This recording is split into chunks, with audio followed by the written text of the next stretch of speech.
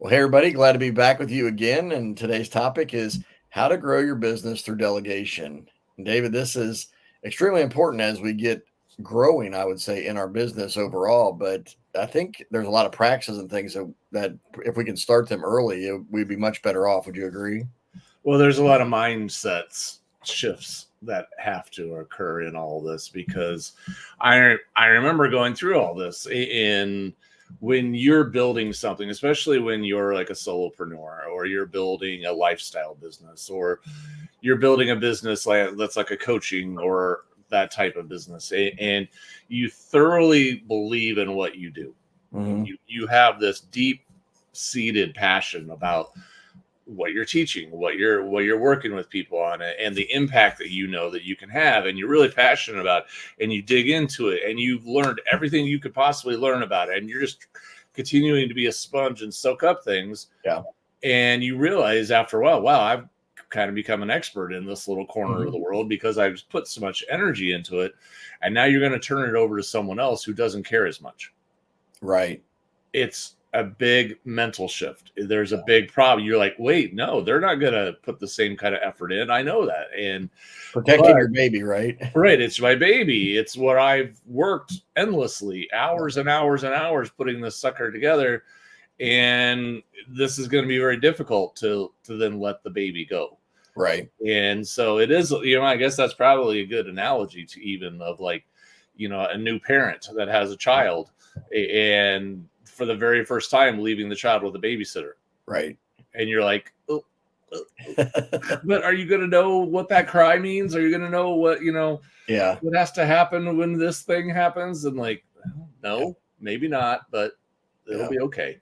Yeah. And so there's this whole process of if you can't do this, you're at a hard ceiling in your business. Right. You can't grow anymore. Yeah. And that's just it, right? I mean, it's like you get to the point where you just realize you can't keep up with everything. You realize that, there's only so much time in a day, right? And if I'm going to be the best coach, like you're talking about, the best trainer, the best content creator, course creator, I have to have margin in my schedule to do those things that I'm best at. It's, some people call it the 80-20 rule, where 20% of your activity gives you the 80% of the results, right? Some people talk about what's your one thing so that, you can stay focused there. And early on, it's hard, right? Because until you're really generating consistent revenue and everything, it is a challenge for you to do that. But I think we've talked about this before, but most people, when they finally do choose to delegate and they realize the benefits of it, they wish they would have done it sooner. Right. Well, that is 100% true. And there's that lifestyle aspect to it that we have to kind of acknowledge as well. It's like when you, like I was saying earlier, when you start out, you're putting all your heart and soul and you're doing it because you're passionate. Right. But there comes that point in time where you get tired. Yeah. And you realize that my whole life now is this. Like I'm putting everything I have, all of my energy, all my time into this. And you realize after a while, like I'm tired. Yeah. I need a break. I need a day. Like everyone needs a day off. Right. And when you're an entrepreneur, sometimes that never happens. Yeah. There's this 7-day-a-week work rule sometimes that happens. And there's only one way to get out of it. And you can do that for a while. You like some of us knuckleheads over here can even do that for years before we finally hit that wall. But you do hit it eventually. And okay, I love what I do, but I need a day off. I need to rest. Well, and it's when it's that shift from, the business owning you to you owning the business is really what you're talking about. And a lot of times I think where I know for myself, it's when you're doing something that you love and it doesn't feel like work all the time, then it's easy to keep your foot on the accelerator and do those 7-day-a-week things. But at the same time, you realize I'm not going to be good.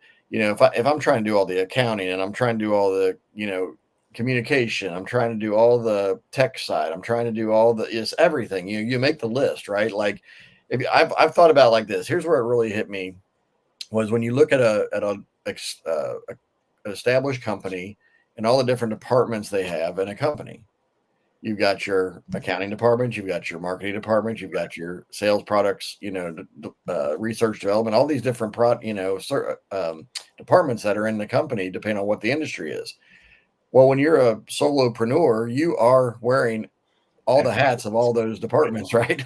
Well, and the more and that's okay when you're doing things at a basic level, but Right. especially when you get into accounting, or you even get into advertising, or you get into some of these other lanes, they can get very technical very Right. quickly. Like trying to keep up with all the tax laws, Right. trying to make sure that everything's in compliance, that you're doing things correctly, trying to keep up with all the changes that happen on the ad platforms, Mhm. all the changes that happen with technology related to your websites and web pages and so forth.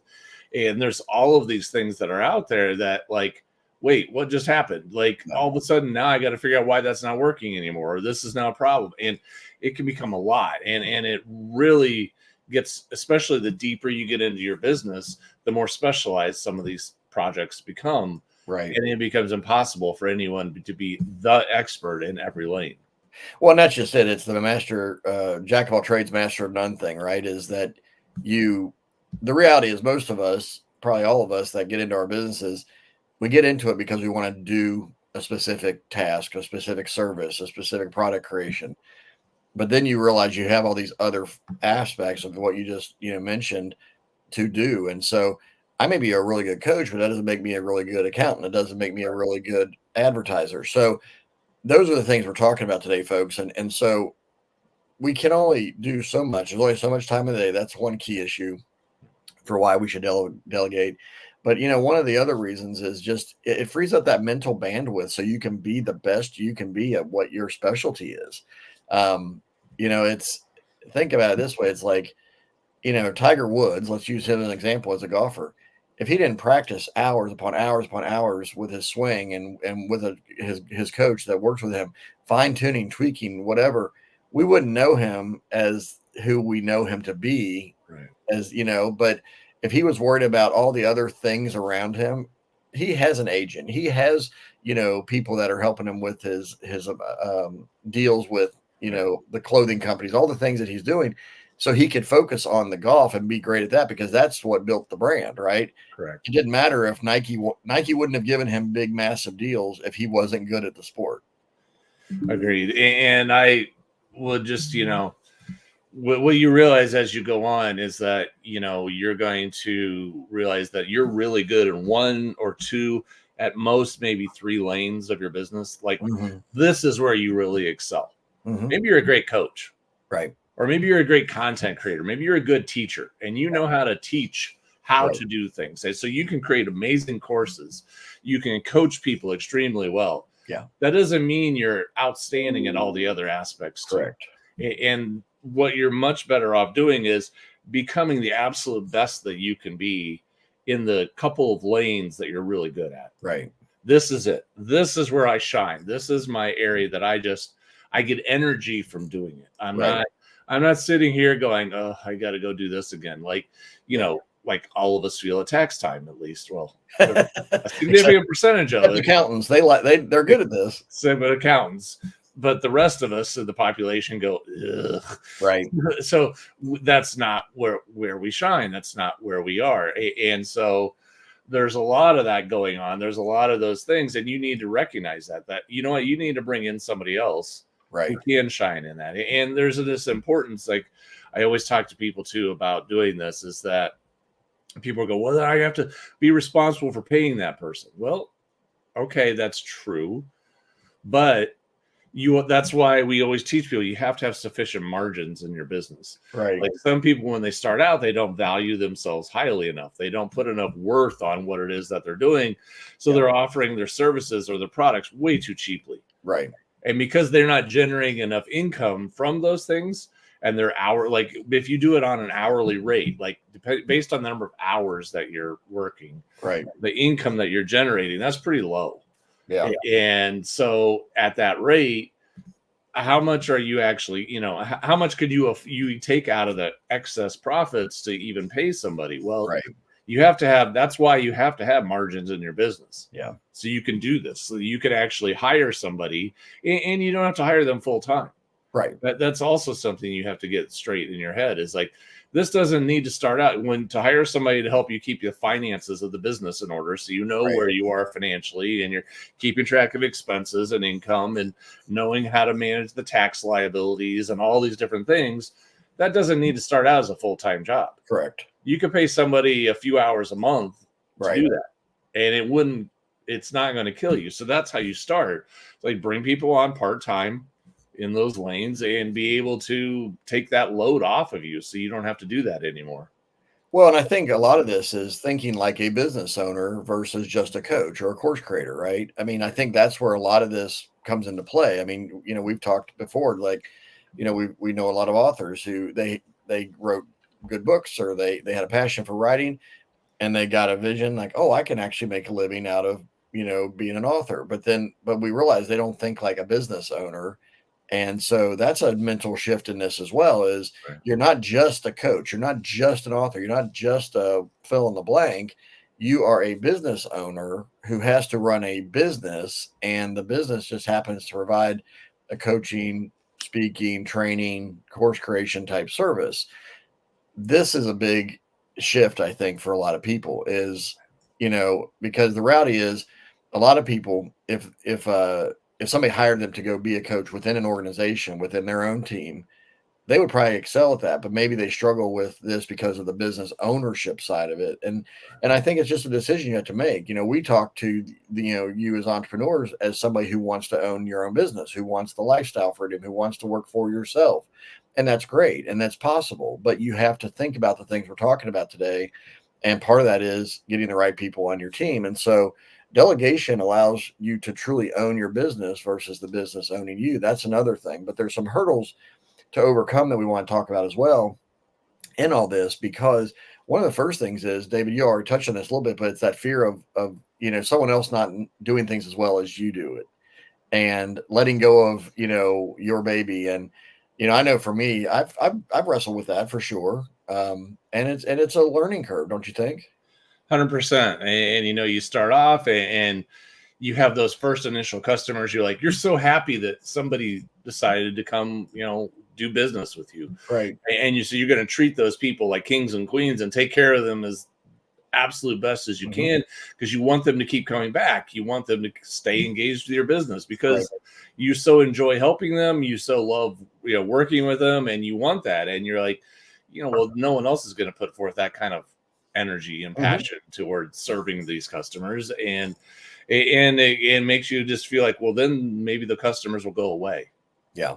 If they're not served at that level. And the reality is, well, your customers love being served at that high level, more than likely they're still going to stick around, even if it's not at the extreme high end of the service bracket, because you're still treating them really well. Yeah, they have realistic expectations, right, for the most part. Right.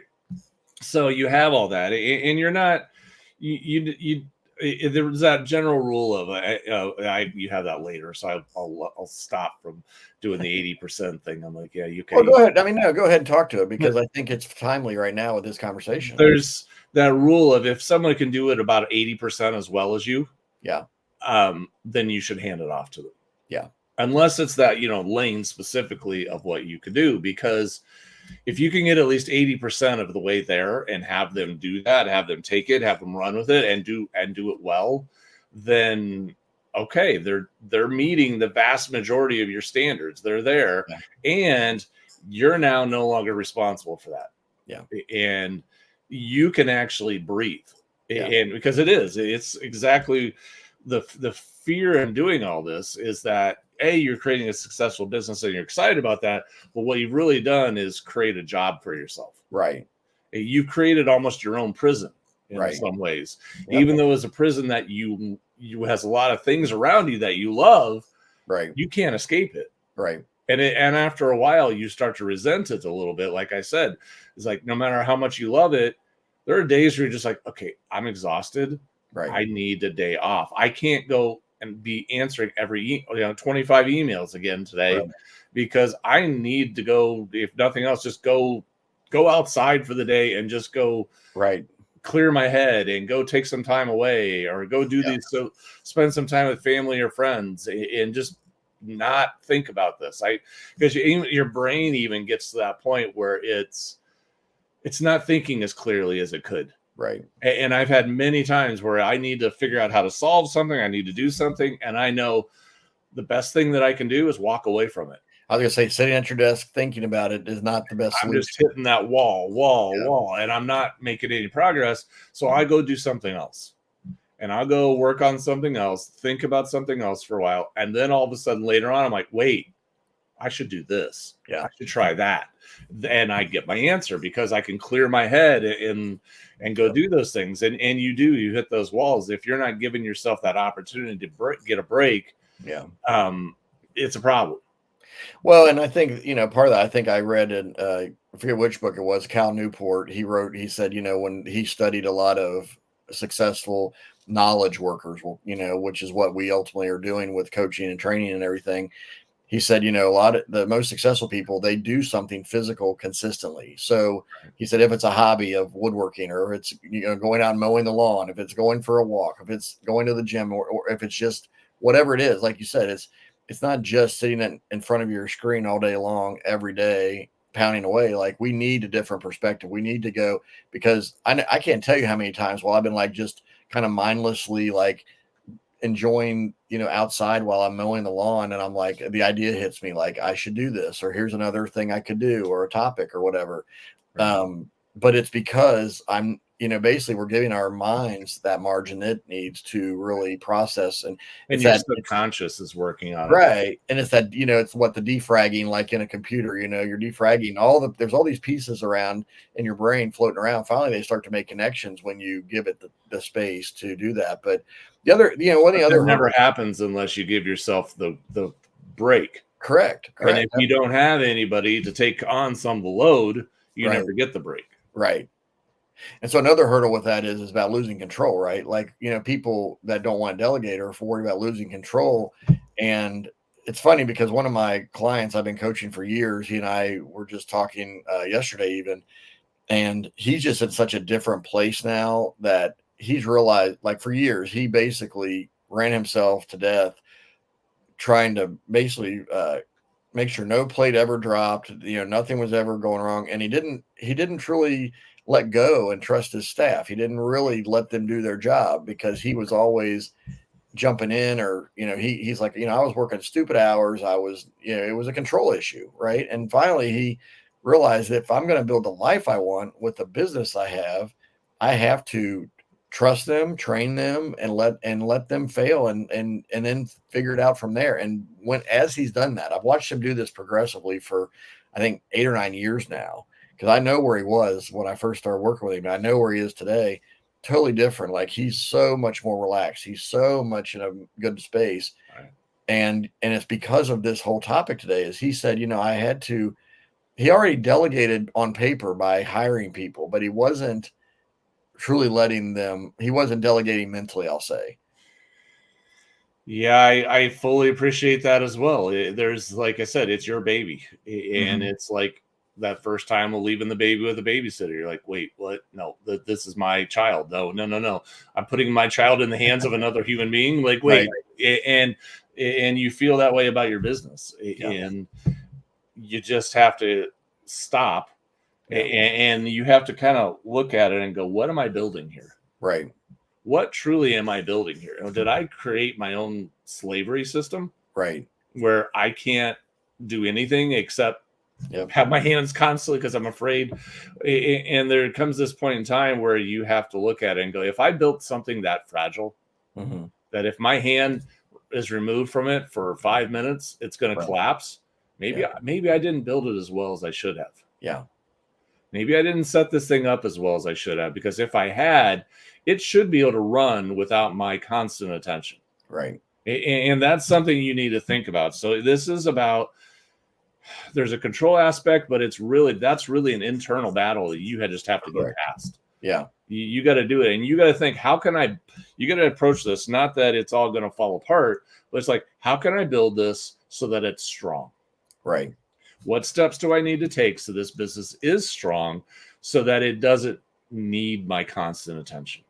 Well, I know, and you and I talked about this even, I think, the other day, was just, Michael Gerber's E-Myth book. He talked about this. I remember reading years ago, just, one key principle that stuck out to me was build your business like you want to franchise it.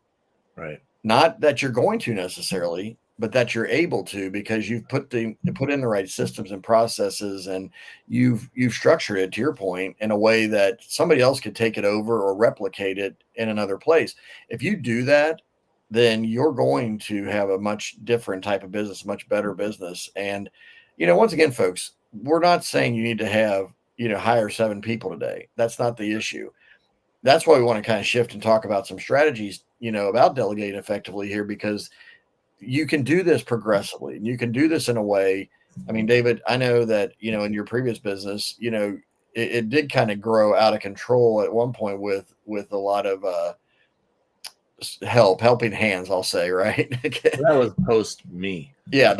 After I was, it was a manageable. It was a manageable team while I was there. But after that's what I was going to say is but you Yeah. had it running and humming with a small team, right? And it grew to a very large, revenue generating business. Right. And so I think a lot of it comes down to, right, is be selective of who you delegate to. Right. Don't just dump and run. This is one of the problems I think I see people. You can't just abdicate, right? Abdication is, David, here's the thing, and then you run away and you never hear from me again. Right? Like it's your problem. It's yours to deal with. Delegation is, David, I need your help. Here's what we need to do. But there is a continual relationship and checking in. There's accountability. There's measurements, right? And this is something you have talked about in different settings as well, that, helping people understand what are the key tasks to delegate. What does a win look like? Why don't you speak to that a little bit? Yeah, I would just say there are a few things to think about while you're going through this process of hiring someone to take on roles. First thing you got to do is you got to look at, what am I delegating? Mm-hmm. And you need to look at a specific aspect of your business and say, okay, this aspect of my business is not something that I enjoy doing. It needs to be done. It's important to be done, but I don't want. This is a drain on me. I hate it. I don't like doing this. Right. So, and it's something that's learnable and repeatable. Yeah. So there's things like, filing your taxes and all there, and keeping, just for example, keeping the records for a business. Right. All of those types of things. Those are repeatable things. Every month you got to track the cash flow. You got income, expenses. You got to manage all that. And there's things there that you have to do. And there is there's a process to it. So it's a learnable, repeatable process. Once somebody gets it and knows how to read the things that are going on in your business and translate that over to an income statement and learns it, it's a repeatable process. They can do it again and again. So once you've identified like a handful of things, these are the things that I need, that I can hand off to somebody, because they're learnable, they're repeatable. It's not like this something that you have to have intuition to know what to do next. Right. These are tasks that are things that are consistent, that I can train somebody to take over that role. So when you've identified those tasks, the next thing you need to do is look for the person. Who is the right person to find and to focus on that? And, that can come from a number of different places. It can come from, a lot of times what we used to do is go find customers. There were customers that we had that were very passionate about what we were doing. Right. And that loved it and wanted to be involved. And honestly, was jumping at the opportunity to be involved. Yeah. And wanted to have a deeper and bigger role because they loved what was happening and loved what we were doing. And so that's a great place to start. Look for associations of businesses that are similar to you. So other people who are other businesses, other associations that have people that are in your industry that know a lot of what it is, the type of work that you're doing. Look for, I've even gone to like places like Upwork and Fiverr. So if it's a small task, it's just a one-time thing. Right. And you don't want to hire somebody full-time, you can go there and just hire somebody for a task. Right. I've had some really technical website related things, and I'm looking at it going, this is a one-time thing that needs to be done. Right. It's a problem that we have to solve. And for me to sit here and learn how to do this, because this is now very IT, oh man, I'm going to die. I'm Right. not going to spend so many hours trying to figure this stupid thing out. Right. Rather than that, I can go hire somebody on Upwork who has this skill, and bam, it's done, and it costs me a couple $100 and I'm out of here. Well, that gets back to knowing your hourly value and rate, right? Like, so if you spent 10 hours working on something and you were saying, you know what, I've calculated my hourly rate is actually $200 an hour. Right. Now you're losing $2,000 Right. working on that thing when you could have paid somebody 200. But to your point, correct. So once you've got all that identified, once you got all those pieces in place, then you start talking to people. The number one thing that I look for before anything else, integrity. Mm-hmm. And if I hit this point where I look at this individual and I don't have absolute confidence that I can trust them, if there's even a little bit of me kind of going, I don't know, this person seems a little squirrely, I'm not sure. Well, I mean, it is. I mean, there's that uncomfortable level, like your spidey sense is going off. Yeah, right? Spidey senses are going off. I'm not 100% sure I trust this person. Yeah. Bye. We're done right there. It stops right there. I don't have any interest in proceeding any further. If I don't trust you and I don't have full confidence in your integrity, in your honesty, in your decency, in your trustworthiness, we're done. Right. We're done right there. So if I get to that point, like, no, I do feel good about this person. I do feel like they're trustworthy. I do feel like they're honorable. This is a person that is going to do what, they say they're going to do. They're not BSing me and making up a bunch of stories. Like, okay, so I can trust them. Okay, great. Then it's a matter of finding the right seat on the bus for them. Right. And you have to look at what you need. And then you got to get really specific. Like, either this person already knows how to do the thing that I need them to do, or they have all the skills to know how to do it. Right. And that's because a lot of times you won't find a person that actually knows how to do the exact tasks that you need them to do. But you can train them. But you recognize the fact, okay, you know how to do this, you know how to do that, and you know how to do that. If you know how to do those things, you more than likely can learn how to do this thing. Right. Because it's very similar. It's different, but similar. So you have to, so again, you're finding the integrity, and then you're trying to match the skill set. Right. And at the end, do you have confidence then? At the end of the conversation that you're having, what's my level of confidence in trusting the person and my belief that this person has the skill to do it? And then the last thing is, how much of an independent worker are they? Yeah. Is this a person that I'm going to have to babysit? Yeah. And look over their shoulder all day to make sure they're actually doing the work? Yeah. To make sure they're actually doing it correctly? Or is this a kind of a self-starter? Is this a person that I can say, here you go, and they're just going to take it and run and okay, I got it. And you want those things. You want those people who are going to say, okay, you take some time to train them. Obviously, you're going to have to invest that time to teach them how to do things. But once you do, now it's yours. Go. Yeah, because you don't want to create a management nightmare, right? Because the whole point of this is to free yourself up, not create a burden. Right. And so to do that, the next step in the process is really something we call SOPs, which is something that a lot of business owners don't think about early on. Mm-hmm. But as you grow the business, so SOPs stand for Standard Operating Procedures. Mm-hmm. So what you're doing, it's not nearly as complicated as it may sound. Right. You're looking at, okay, this is the task that I need to have done. This is what I want to bring someone in to take care of. I need to write down step-by-step instructions as far as like what needs to be done. Mm-hmm. And they don't have to be every single little minutia point, but it needs to be, okay, this financial report needs to be filed by such and such. You need to send that to the accountant. Right. You need to track all of this. You need to do this on a daily basis. This should be done on a weekly basis. This should be done. You need to come up with, and you need to set what I always refer to as the win-fail line. Mm-hmm. So how does that person know if they succeeded?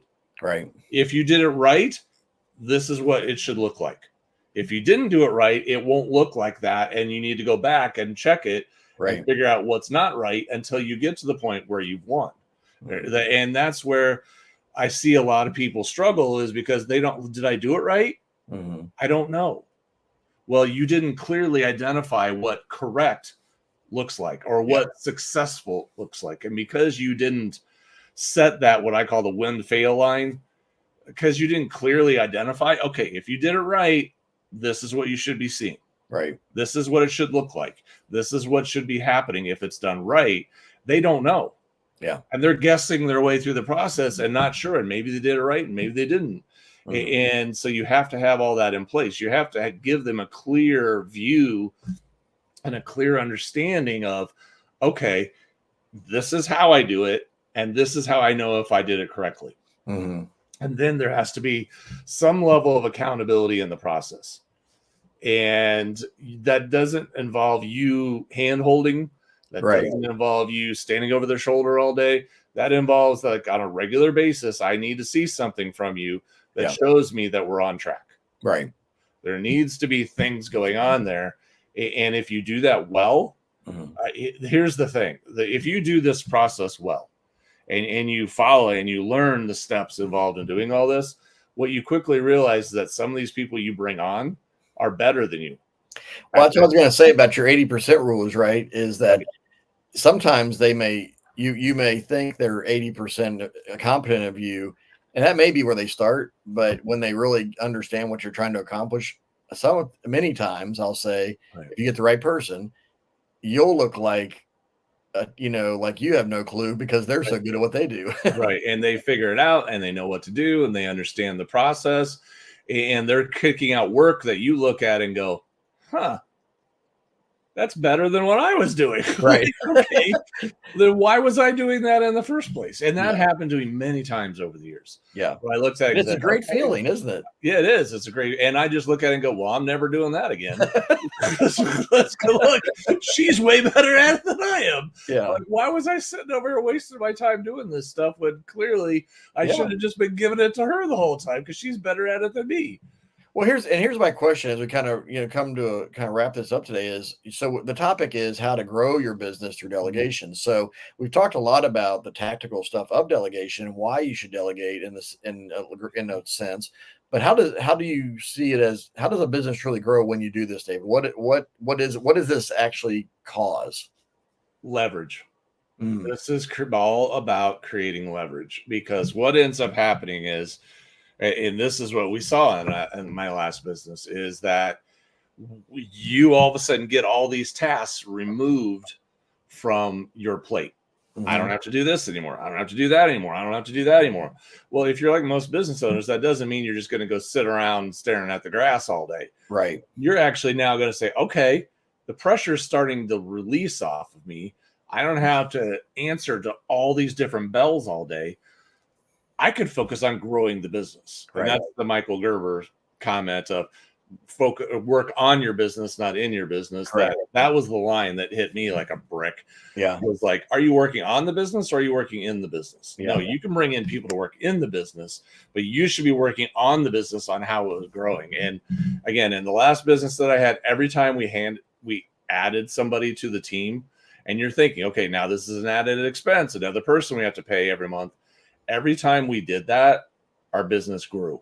And it was we may be paying this person $1,000 a month, just for example, for the part-time work that they're doing for us. But we're adding way more than that on the top line revenue, because we're able now to focus on getting more customers. I'm building better customer acquisition systems. I'm doing all these other things that are building the business bigger. Yeah. And now we have capacity to handle those excess customers. Yeah. Because those customers, we now have a team to handle them, and not all the emails aren't coming to me anymore. They're going to the team. Right. And they're trained and they're handling it well, and things are going well. And we can now have a much bigger business than we did before. And this to me goes into that 80-20 rule again, right? Is then basically you delegate the 80% over time, right? And strategically, so that you can focus on the 20%, which is your unique strength and ability that you can then really go all in on, right? So what a lot of times I think where I see and we see, David, I think there are people who say, I don't want to deal with the marketing of my business. I just want to coach. I just want to train. Right. And honestly, it's hard to market for somebody else unless they truly know. So a lot of times that 20%, includes the coaching, the training, the content creation, but it may also probably also is the marketing. How do I build the business? How do I get those next clients? How do I get those next customers? And so being very mindful, folks, of things you can and should let go of, but also things that you can't. And there are certain things as a business owner you have to just keep taking responsibility for, or else you may have big dreams, big visions, but you aren't able to accomplish those. And sometimes it's learning a new skill ourselves, right? And we've talked about this a lot in this journey. We can't just say, well, I'm never going to focus on this or that. You have to learn certain skills to be a successful business owner. And if you're a solopreneur, you're not, you don't want to escape this, right? Like you have to do this as well. So any final words, David, as we wrap up today? No, I mean, this is a critical part of growing a business. There's absolutely no question about it. You have to be willing and able to do this if you want to have a business that grows beyond you. Yeah. If you, and again, some people, that's all they want. They just want a little business that they can run. They just manage. It's very small. It's very simple. Right. It's very, uncomplicated. But if you want a business that has impacts more people, that helps more people, that makes a bigger difference in the world, and that earns you even more income, right? This is a necessary part of the process. And again, if you don't do this correctly, you're going to drive your business into the dirt. And I've seen that too, by making poor hires, right? Somebody who didn't have integrity, who then later steals from you, or right. who later does things in a way that drives your customers away because they don't care about your customers the way you do. I mean, we've all been in a business or to a store where we get treated very rudely. Well, then customers just say, forget this, I'm out of here. I'm not going back there anymore. Yeah. And that can happen too. So you have to follow those principles that we talked about. Yeah. Well, folks, if you need help with building the business of your dreams so it's not a nightmare, I mean, because that's what you just described was it becomes a nightmare, right? Check out designlaunchgrow.com because our coaching and training program that we offer is really trying to help you put these pieces in place. We know that those who really want to make an impact in the world through their message, their content, their skills, we know that you can do it, but we also know that you have to, think about it differently. You have to put systems and processes in place. You have to structure it in a way that's going to truly make the impact. Regardless of how big you want to scale your team, you still need to build a solid foundation so you can truly reach the people you want to reach. So check out designlaunchgrow.com. We'd love to have you join the program and to help you with our weekly coaching calls, our training videos, and add you to our community of entrepreneurs who are very like-minded and wanting to make a true difference in the world. So take care, and we will see you guys next time.